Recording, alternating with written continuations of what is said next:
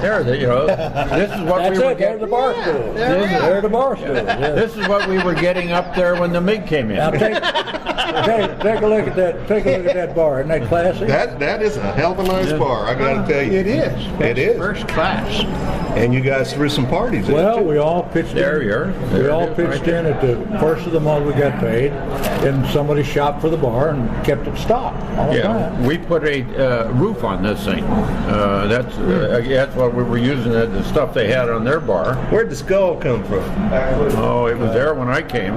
Now you know back then I don't think you guys had plastic or any kind of. Maybe it's plastic. Oh, it was probably a real one. Probably well, we had a flight surgeon with us.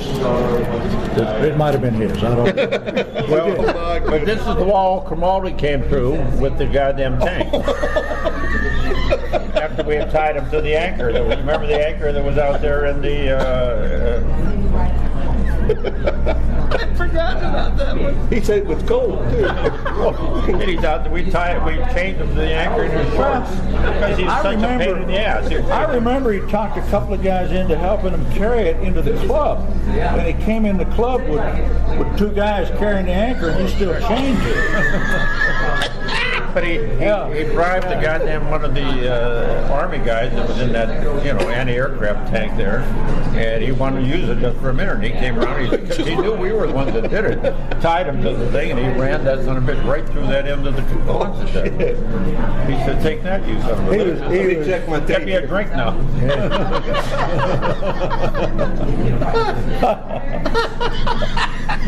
We're still so good. Yeah. All right. That's too funny.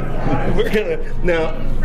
Once again, you told me a story about him jumping up and down on the head chest, right? Yep. He come back from the club or what? How'd that? Well, I would think it was around like midnight or something. And he was walking on the top of the Quonset, the house, the CF. How'd he get up there? Oh, we had sandbags. Oh, sandbags, the revetments and all that. It's not hard. Now whose Quonset was it? Was it, you know, the good Kerm who had the wing commander? Elder? Elder. But there was some other guy in there that we didn't care for. So we didn't. Benz? We Colonel didn't. Benz was there. Benz, he's a good guy. Yeah. He was. But we thought that was kind of amusing that Crimaldi was up there, drunker than hell, running back and forth saying all bird colonels eat shit.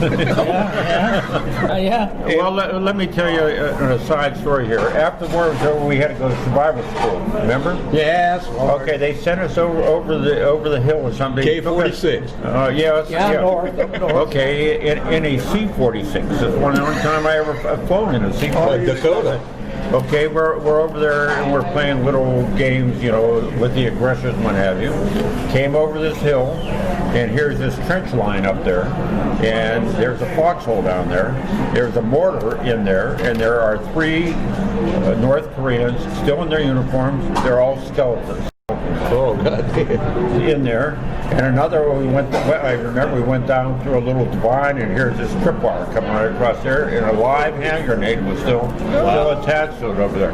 And we'll finish this story while we're over there. There was a MASH unit over there, and Raymond Burr, the actor came over with his USO show to that MASH unit, and since we were up there, they invited us down there. Crimaldi is with us, so be prepared. And so we went down there and saw the show, and then we went to the officers club, which was just another tent, and we sat around and just there were a bunch of girls, what have you, and Raymond and I, we sat and talked to him for about an hour or so, and he was a most perfect gentleman. And then the Alan Alda and all the other guys are now, the MASH unit now wanted to get to the girls. So they said, "Why don't you guys leave?" And now we're pretty drunk and what have you, and we sort of resented that, but we left in his 6-spot. And the doctor, who was the head of the match unit, followed behind us in a Jeep.